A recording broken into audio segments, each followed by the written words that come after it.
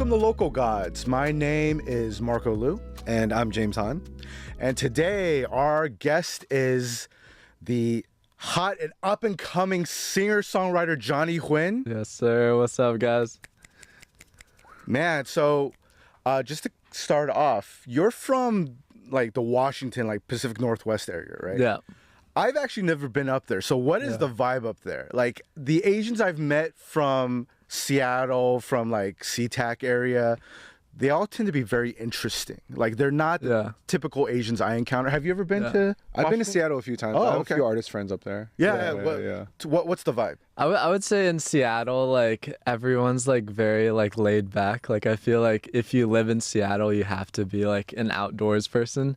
If you're from there, like I'm Patagonia. Like, like I'm always like out there hiking. I'm always like outdoors, and like you like people out there like fall in love like with the rain and like kind of like the like dark vibes of it, and like not everybody's like not always like so like up tempo and like trying to do something, you know, like everyone's like way more laid back, which is very different from like LAOC. Like everyone's like always like trying to get like boba at night and all that stuff, but that's not really like the vibe at night. Like at night in Seattle, like everyone's very laid back and very like in tone with like their like emotions, and like very very chill and more laid back, I'd say. Awesome. Yeah. So I know there's like a Asian, is they called the International District? Yeah, something? International District. Is that where you grew up, or like what's considered home for you, and how is that different or same as like the rest of Seattle? Yeah, I kind of grew up in a suburb like north of Seattle. Okay. And it's like a very like quiet, like peaceful area. There's a lot of like grass in the area that I live in, not like busy city life, but for university, I went to university in like Seattle, so like in the city. UW So like or UW. Oh, nice. Go Go Huskies. Yeah, Huskies. Yeah, so Love it your was, like- library. Yep. Yeah. So I was like about 10 minutes from like downtown Seattle. So we had like, it was like literally a college in the city, which was like the best vibe like ever. And like weekends were super awesome because downtown's right next to you. And then you also have that like college like party.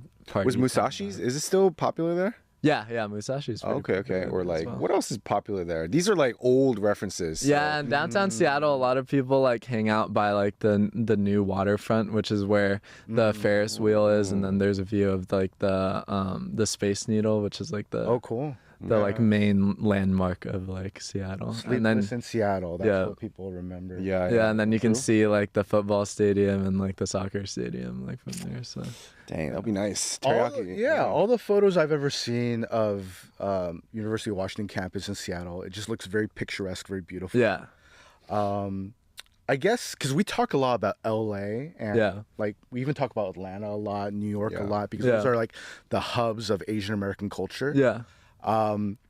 Ironically, even though I wouldn't say Seattle is as pronounced when it comes to Asian stuff, probably the most famous Asian American of all time is affiliated with UW. Yeah. You know, Bruce Lee went there for a few years, right? So it's like the biggest one. Yeah. What was your experience just growing up out there? Because I remember just like listening to some interviews you've done and doing some research where it's like you kind of got into music knowing that you offer a unique something to it. Yeah. I mean, I grew up like very, very Asian. Like growing up, my mom like had us in like a music school that was specifically like all Vietnamese kids. So like everyone there was like Vietnamese, and then she also put us in like Vietnamese school, which is like just like learning the language and like writing Vietnamese and all that as well. And then me and my brother, like growing up, since I was 4 and on, we would do like shows at like a Buddhist temple. So it was like super Asian upbringing, and we would always play like small shows in like downtown Seattle. Like, what did they have like a sound system in the Buddhist temples? Or? Yeah, they did. Legit. They'll bring out the big speakers for Lunar New Year and all that. Yeah, right? and we would do all these shows to like get donations for the temple, so they could like build up new things for the temple and all that. And like my whole entire family has been very musical our entire life. Like my mom was in piano lessons, and then she dropped her piano lessons so she could pay for like me and my brother's piano lessons as well. So yeah, we grew up in like a very traditional Asian household. My mom is like your traditional like tiger mom, and then my dad is like he came over like during the Vietnam War, and like my mom also came over after the Vietnam War as well. So like they kind of instilled this very like hardworking mindset in their kids like while we were growing up, and like that translated over to like trying hard in school. And like my mom didn't let me do anything until I practiced an hour of piano, or like I finished all my homework. Asian upbringing. Yeah, sure. so like I wasn't really playing video games growing up. I wasn't doing any of that. I was like literally just school and music, and then I would play like sports in my free time. That was like about it. Oh, nice. Wait a sec, so did you, since you were affiliated with like, you know, a Vietnamese like music school and all these Vietnamese language things and like temple stuff, do you do like Kai Lung, or like do you do like Vietnamese opera too? Like do you like those like traditional arts? So it's just the environment of like a very Viet it's just the environment of very Viet upbringing, and it felt like to me growing up, I felt like I was always around Asian people. Like wow, even in Seattle. Yeah, and the only time I felt like I was kind of pulled away from that was like when I was in school, because at UW.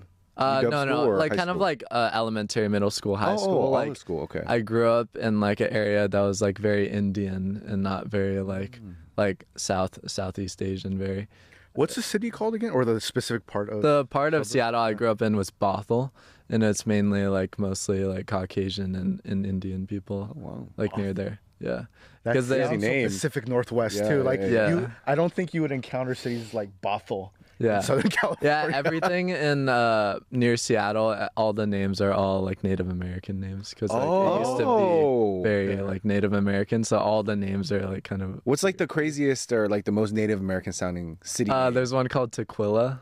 That one everyone gets wrong all the time. Like, I don't even want to ask how you're spelling that. Yeah, and then there's a lot of ones like out in the farmland called like Yakima, Spokane. Yeah. Oh, I've heard of Yakima. Okay, yeah. Oh, those are Native American. Those are all Native American. Oh, they're part of the part of our regular like references. So it's we name like helicopters Apache and stuff like that. Yeah, dude. Just goes to show American mentality.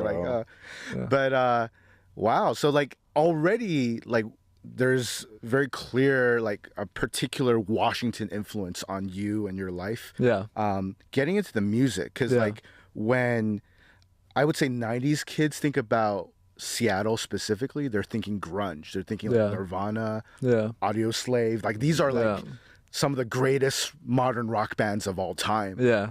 What were your influences just besides Vietnamese music school? Yeah, so like I have a very interesting music background. So since I was 4 up until 8th grade, I was trained in classical music. So I was listening to a lot of like Chopin and Mozart and stuff like that. While my middle brother was he dived deep into electric guitar. So he was listening to a lot of like Metallica and Disturbed. We would like buy albums on like iTunes, and then we would just like listen to them with each other. So I was also listening to rock music while listening to like classical music, like growing up. And then most of the time, like if we were ever listening to pop, it would just be like on the radio and stuff. But the albums that we bought were all like rock albums or like classical music albums. And then moving to my freshman year of high school, my piano teacher passed away, so I switched over to studying jazz music, which is really helpful now with what I do with a lot of chord movement and all of that stuff. So it makes songwriting like so much easier, and like when I go in the studio, I know like exactly what I want, and I can like be active in these discussions about like chords and stuff like with the producer when I'm in the studio with them. So like having that very broad background of jazz music, classical music, rock music, like all of that has really like culminated together. And like in my music, a lot of the chords we're using now are like very R&B and jazz chords, like while keeping it like very pop as well. So like all those influences are showing now, and like we love going like big production, like some influences from like rock music, and like also a lot of electric guitars and like a lot of my music. So it all makes sense now, because I remember when I first heard your original stuff, I was like, dude, who is this Asian kid that sounds like a one-man Imagine Dragons? Like, you were playing all the instruments. I was like, what the fuck? Like, who is this guy? Yeah. So, like, the multidisciplinary aspect really makes a lot of sense. Yeah. How did you stumble into the genre of, like, dark romance? Because that's the term that I see most associated with you. Yeah, so, like, we've been going this direction called dark pop, which is, like, a lot of these, like, newer gen artists. I don't know if you guys know, like, Isabella Rosa and Nessa Barrett, like those type of artists. They all have this, like, very dark aesthetic, but they do this thing called softcore, which is like they're like very whispery singing, but my voice is like very strong. So we like kind of took that aesthetic with like my strong voice, and we kind of like mixed it in together to like create my current sound. And like this kind of goes back to like me coming up from Seattle, like being always like in that rainy atmosphere and like very dark area. Like you're like inspo to pull from. Like, yeah, you know what the mood's supposed to be like. Yeah, I was like, wow, this is like a perfect culmination of like my upbringing and like the current music that I really enjoy listening to. Like a lot of these newer gen artists. And like it just meshed perfectly. And I kind of started like when I first started out, I was like, oh man, I'm just gonna be another like male ballad pop singer, because like my voice is like has like that strong emotion behind it. I was like, okay, this is like getting a little bit boring, because I came out to LA and I did my first few sessions, and I was like, okay, this is like getting a little bit old, just like piano the whole entire time and then just vocals. And I was like, not dynamic enough. Yeah, I was like, okay, I need to find something that feels like truly me. Like there's already like in Adele, there's already Louis Capaldi. Like, what can I bring to the table that's like different and unique to my specific like personality and like who I am as a person? And like I've been through so many like relationship trauma type stuff and a lot of like situationship things that I can like write about and like show even more emotion and like add in drums, add in guitar and all of this stuff and like make it like truly my own sound. And like I kind of found that as we started doing these like these ballads with like heavy drums in them, I was like, okay, this might be something. And then I came out with my song Hell on Me, which is like kind of like a 50 Shades of Grey like feeling type of song. A little freaky, okay. Yeah, a little freaky type of song, and it just resonated so well with my audience, and everyone was like, wow, this is like the sound. So like I started going more that direction, and then we started drawing a lot of inspiration from like Imagine Dragons stuff and like 21 Pilot sounds. Started going into my stuff as well. What are you usually drawing? So in terms of like your songwriting and stuff, what do you like the moments from your past? Like do you try to like imagine like a scene from that relationship, or do you try to imagine like put that emotion into some sort of like how are you formulating your memories? Yeah, I would say every single song is like a therapy session basically. Like every time I walk in the studio, she did this shit to me. Yeah, exactly. Every time I walk in the studio where we're just like talking like how we are talking, like it's just me, the producer, and like maybe another songwriter, and we're all working as like a group collective on this project, right?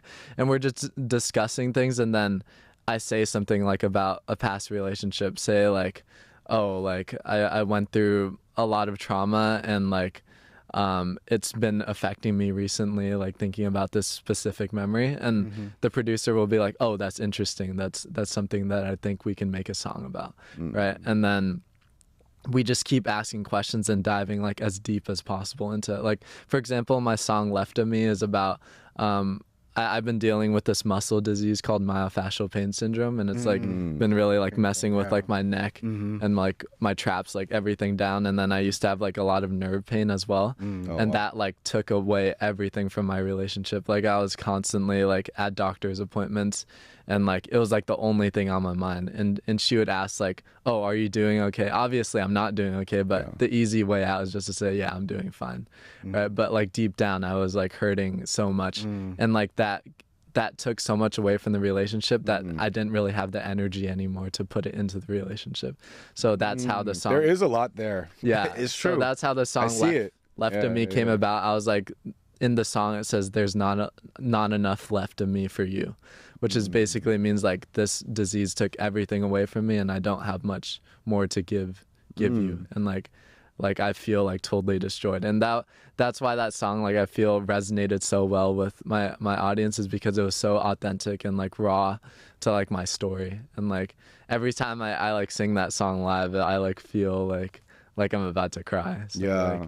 like that's kind of like how I go about my songwriting, is just like finding specific stories and continuing to ask questions about it until we get to like the root of all of it. And that's how we write great songs, you know. Who is this 30-year-old man? His 20-year-old body. I know, right? I am stunned at, Live like, some lives, yeah, man. dude. Yeah, I've lived a lot. Yeah, because like a lot of your music, I feel like it encapsulates, like when people talk about dark romance, Yeah. it's very tortured, Yeah. right? And you can feel like all of the emotions and all of the angst and all of the heartbreak and physical pain, and it makes a lot of sense given what you're saying. Yeah. And I think years ago, like The Weeknd, when he first came out, I think he introduced this element of like love songs are not just like positive or even straight up negative emotions, they're like haunting. Yeah. And there's definitely a haunting aspect to a lot of the music that you put out. Yeah. When you are doing your live performances and you're interacting with your audience, like I'd imagine they're probably around your age or younger. Like, how do you feed off of that? What's the interaction like?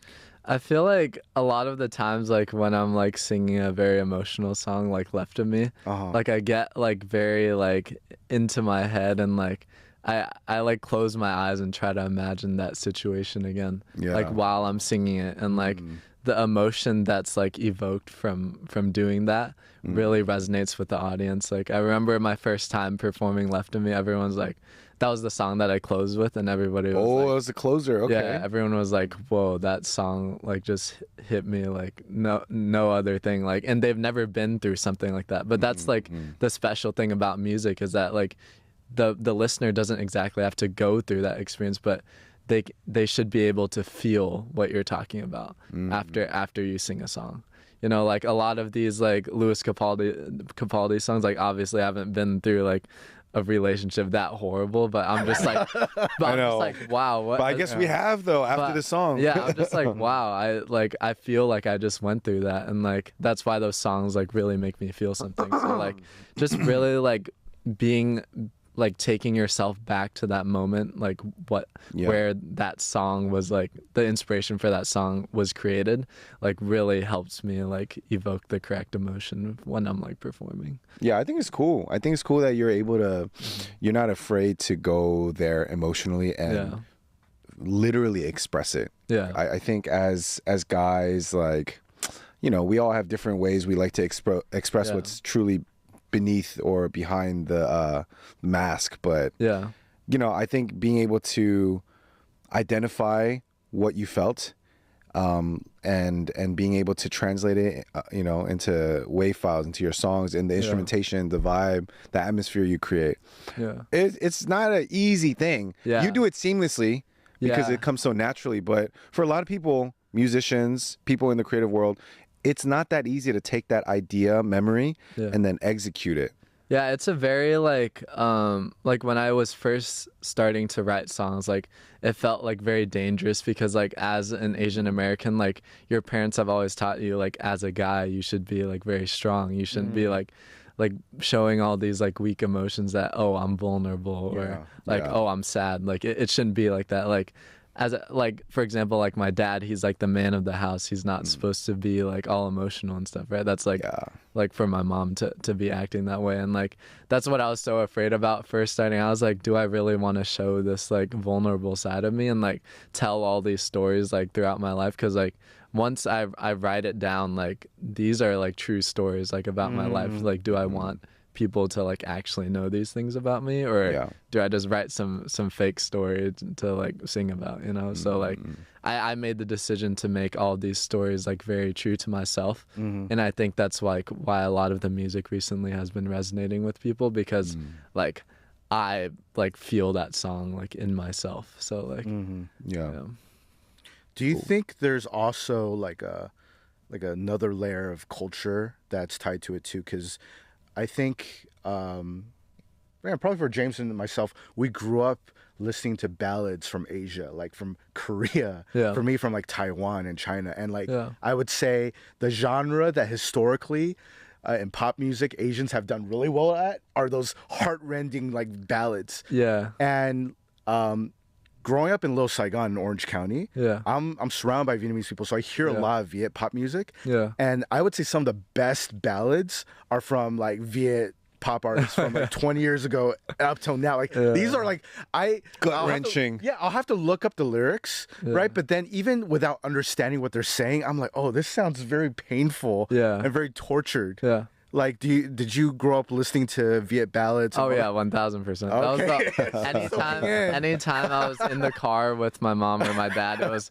always like Vietnamese CD like in there. And like the thing that I think about whenever I'm listening to those type of musics, because like Vietnamese language has a lot of inflections, right? Yes. It's not just like a straight Yeah, language. it's There's a lot of ups, a lot of downs, a lot of curves or whatever. And I'm just like, wow, the melodies they're coming up with to match those like up and down inflections is so interesting. Like when I'm songwriting, I'm like, how do I make this melody like more interesting? Like I don't want to write a melody that like has been heard like a million times, you know, and like it gets like very boring to the ear. I'm always like, oh, what notes can I hit that are like, oh, that will like open up the listener's eyes and be like, whoa, that's different. That was something very different. And like mostly in like songs like Hell on Me and stuff, there's so many like crazy notes that I'm hitting and like I think that's definitely a part of it. Just growing up with very unique sounding music also helps me like challenge like American pop music like right now and be like, oh, where can I take this that will be refreshing for an American listener, you know?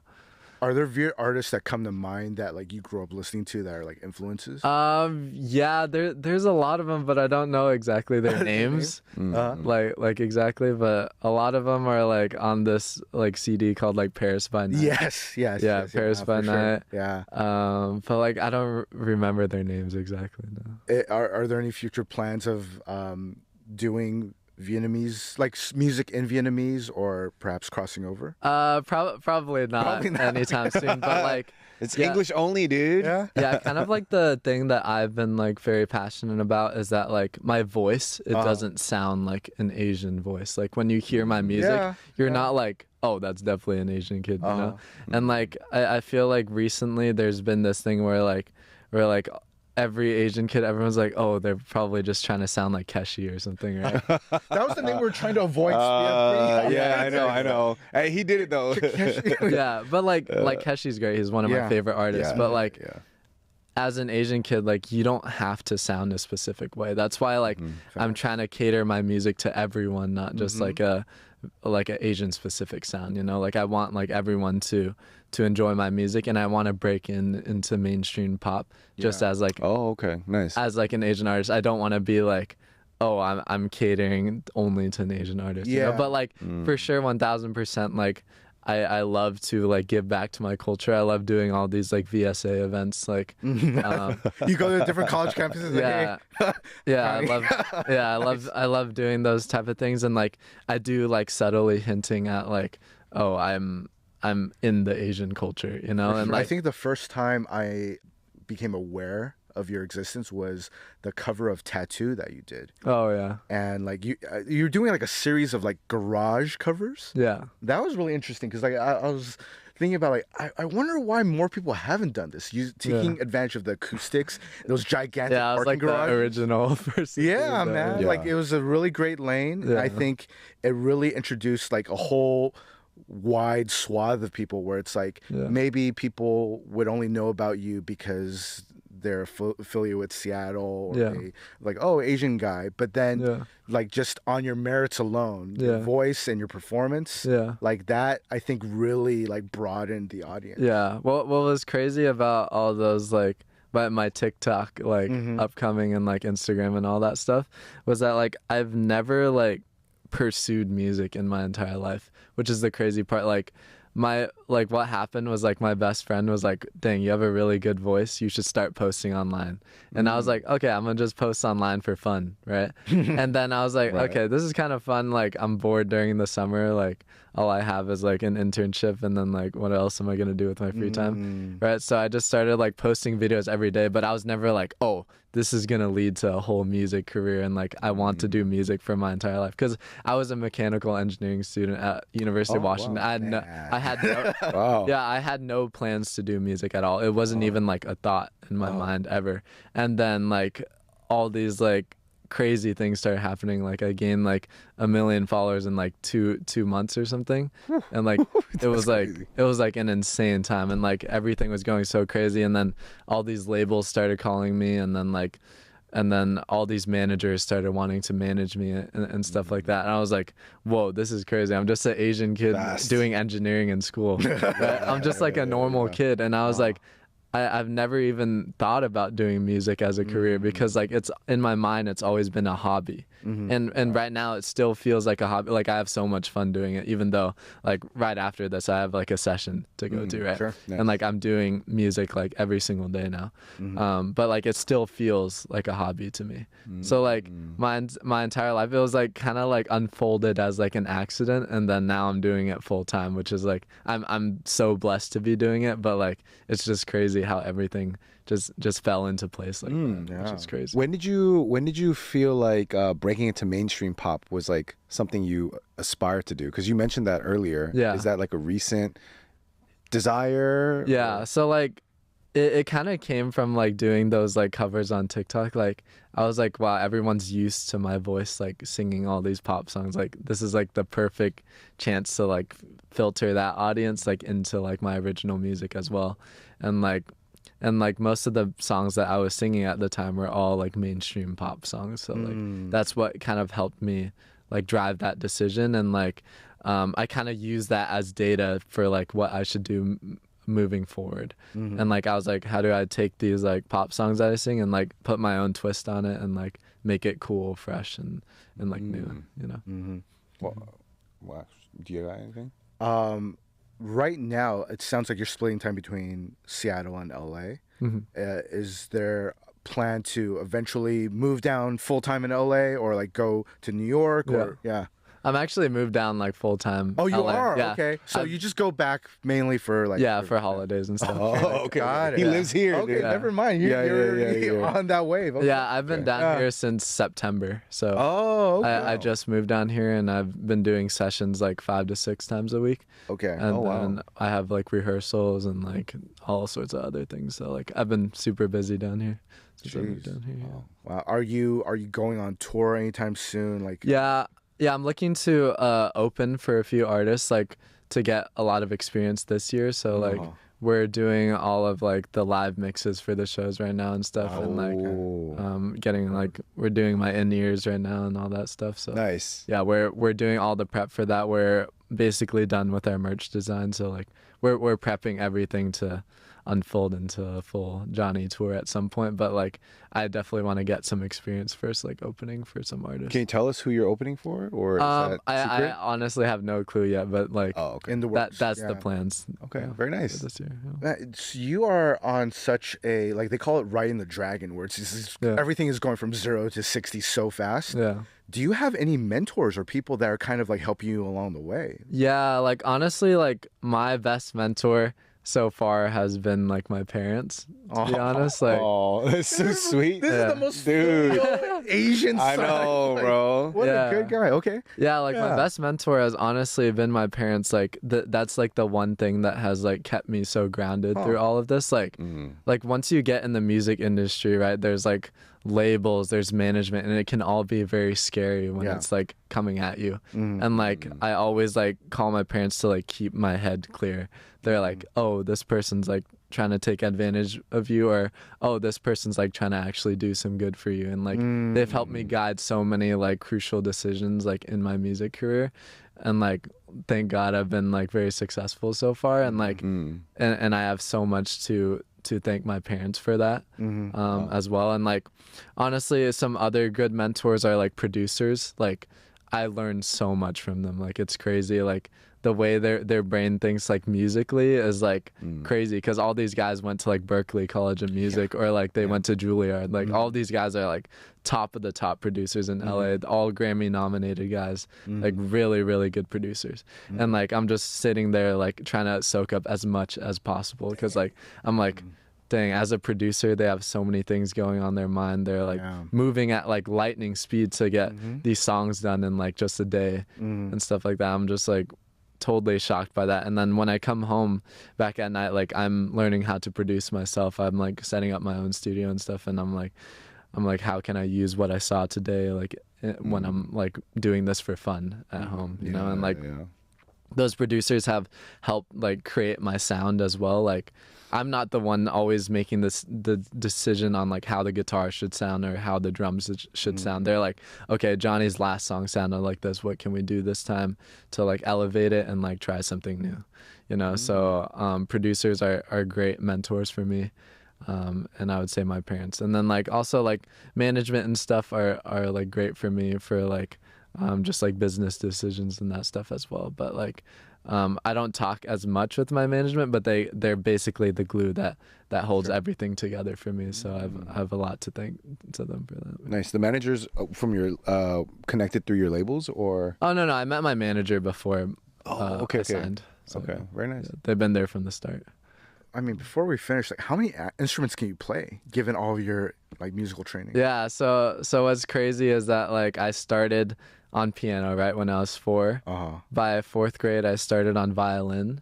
Oh, nice. And then by 6th grade, I started doing percussion. So, like snare drum, marimba, like anything that like uses your hands, I can play. And then I started being like really competitive in percussion stuff. So I was all-state snare drum, all-state marimba. Oh, you're a band guy. Okay, yeah, I was a band geek. Okay, like all through middle school, high school, like major band nerd. Like like one of the weirder kids like at school, you know. Okay. Right. And Drumline? Yeah, drumline. Okay. I was a lead snare. And Oh, okay, very nice. Oh. Okay, cool stuff. Yeah. High skill position. Yeah. And then my brother started teaching me guitar as well.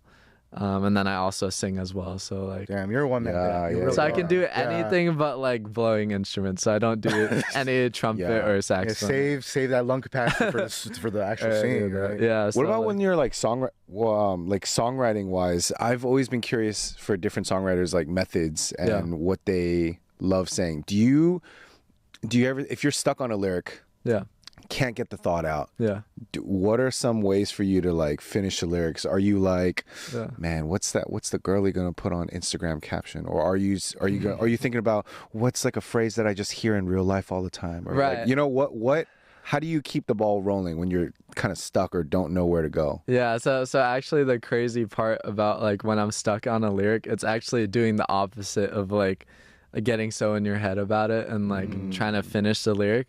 What we usually do is we take like a 40-minute break and then we come back to it, because like 40 is crazy. Yeah, for like my thought process is that like songwriting is like a puzzle. Like there's only a few ways you can say this lyric that sound correct and evoke the correct emotion and sound good with the last line and the line after that as well, right? So for example, if you're like at a pre-chorus, right, and it's about to lead into the chorus, what do I want to say to set up the chorus, right? Right. And there's only like a few ways to like express your emotions and also say it in a beautiful way, right? Right. Say it in a good way, right? So what we usually do, we'll like go outside, play ping pong for a little bit, and then somebody will usually be like, yo, I just like thought of something crazy. Like sometimes the best thoughts come when you're not actually like thinking about it so hard, you know? So like we try to always be in that like a relaxed state of mind. And like the best advice I've learned songwriting is that there's no rush for a good song. Like if you really care about your music, you will take 3, 4, 5 weeks to finish writing a song, right? Yeah. So like everybody in the room like understands that. So we're not like, oh my God, we need to finish it today. Like, oh my God, we need to finish this song today or else like everyone's gonna die, right? It's it's like not like that at all. It's like, okay, if we just write a fantastic chorus today, so be it. but like we Yeah. walked away with a great chorus instead of rushing a whole song that we're not going to use at all. Right? It's like if you really care about your art and like your craft, then you'll take as long as you need on it. But that's also with keeping in mind like you want to release a song every month, so like Yeah, you can't take yeah. forever on things, you know. Like some artists like take their artistic process like very seriously, and they'll like stay silent for like 2 years and they'll come back. Yeah. But like in 2 years, like everyone forgot about them already, True. right? So you can't like always do that. So like I've been very adamant about like at least a song every single month. So like we're trying to move at that pace until like my album coming out like end of March. So like we've been very consistent with like all the music, and like we're trying to constantly feed the audience like something interesting to listen to. And I never want 2 songs to sound the same, right? So like I always want it to be elevated to the next level. So like for example, like my song Hell on Me did really well, but like the next time I walk in the studio, I'm not gonna say, oh, this song did really well, let's do another one. Let's do the same thing with like different lyrics and like a few different notes, right? Like I've never gone in with that mindset at all. So like I'm always trying to challenge myself to like try something new, but also keep it in the same dark pop world, you know. So I see. Wow, that's a cool creative challenge for you. Yeah. very cool. So by the time this episode is coming out, I think your album should either be out or coming out. So for people that already know about you, that are trying to learn about you, what can they expect from your album? Yeah, I feel like my album will show you like all of my musicality, like all of the inspiration that I'm taking from. And then there's a lot of like R&B centric stuff. Like the title track for the album is like a very like R&B like sexy type of song. And then there's a lot of like feel good songs as well. Like my song coming out in February is like my first like love song about my girlfriend like I've ever written. Like I've been dating her for 7 months now, and like I haven't released any song about her yet. So like this will be like the first one, and like I think this album will really tell you like everything I've been through in my entire life. So it's basically all of the songs I've released since March as well, with 4 new singles as well. So like when the album drops, so it's gonna be like a lot of music to intake, but I think it'll be very fun to listen to. I think. Great. What exciting. Treat, man. Yeah. Like we're getting all of Johnny Huynh in this album that's coming out. Yeah. It's amazing. Dude, that's awesome. Well, thank you so much for being on the podcast. We do have a gift for you as a guest for season 2. Some shoes. These are our studio pairs, so we'll find out what your actual pair is, but these are from 1587 Sneakers.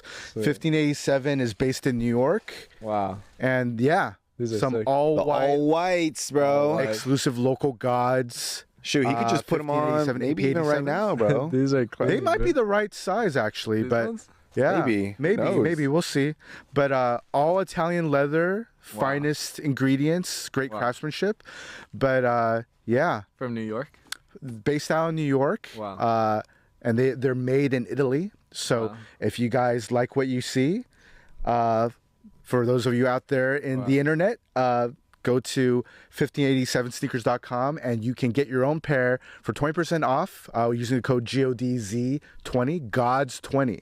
So yeah, how does it feel? It feels great. Awesome. Yeah, it might be a little bit too big. We'll Yeah, get your size. yeah. You'll get your size. these Yeah, are yeah, sure. yeah. They're clean. Yeah, and the toe box is a little wider to accommodate for, I think, like an Asian type Yeah, I got foot wide feet. structure. Yeah. Yeah. So I appreciate that about the shoes. They're very comfortable. Yeah. Yeah. We always like to end our podcast with 3 questions, and then Mr. Ray. We ask, what is your favorite food spot or restaurant in the world? Favorite food spot. And what's your order? What do you get there? Yeah, I would say so. My favorite like genre of food is Mediterranean food. So like shawarmas, like halal stuff, like is like definitely my favorite. And like if you live in Seattle, there's this place called Aladdin's that like everyone that everyone goes to. Like it's Aladdin's, like it's like the drunk person place to like get. It's like staple though. It's like a staple. it's like open till like 2 a.m. and it's like the only place near UW that has good food and that's like that late. I always get like the Greek fries there. It's like lamb and beef shawarma on top of like fries and like a bunch of other stuff, and it's just like my favorite thing of all time. And like every time I'm back in Seattle, like I have to get it like once. Okay. Yeah, and they do like special deals if you pay like cash only. But like, Nice. yeah, it's like my favorite place ever. And like honestly, any Mediterranean place like really gets me. So like, okay. Very cool, man. And last one is, what's your favorite album of all time? Ooh. Or one that you constantly are going back to, that you return to? Yeah, honestly, for me, I would say, like any like Daniel Caesar album has like really gotten me. Like I've always been like a late night drive type of guy. Yeah. Oh, okay. So like honestly, like any Daniel Caesar album, like I grew up listening to like so much Daniel Caesar, and just like a OG. And like I know for like Asian kids, he's like every Asian kid is. Dude, like his new NPR Tiny Desk. Did you see it? Crazy. He's done several, but the newest one, he had like a whole vocal choir. I don't even listen to Daniel Caesar like that. Yeah. But I was moved to tears. Yeah, but I feel like he's just like the most like raw artist. Like if I was thinking of like raw, like barely any auto tune, like no reverb on his vocals, and like I just think the way his stuff is recorded is like so insane. And like he collabs with like a lot of artists that I'm super inspired by. Like there's this guy named Jacob Collier. Oh that's, like, yeah, that's musical like genius. Musical genius, and like Daniel Caesar definitely like shows love to like people he respects like musically, and like I think that's so awesome. And like I'm just waiting for someday him and like SZA do something. So I'm crazy. sure. I'm sure it's already in the works. Yeah, his voice is just like so calm and so like soothing. Yeah, it's like medicine to my ears, which is like that's so fascinating hearing from an artist themselves like what they're into, because like that's like I would not have expected Daniel Caesar, but it makes a lot of sense. Yeah. Seattle vibes, man. Well, for people that don't already follow you or know how to find you, how can people find you online? Yeah, my username is just Johnny Huynh with 3 N's, so JOHNNNY on TikTok and Instagram, and then Johnny Huynh YT on YouTube, and we have all my music videos. Everything is on YouTube as well. So nice, awesome. Well, thanks, Johnny, for being on the podcast. If you like Local Gods and what we're doing here, please follow, like, and subscribe to us on all of the different audio platforms, on Instagram, on TikTok. We'll be posting more on there soon, too. But yeah, until our next episode, peace. See ya. Thank you so much for having me.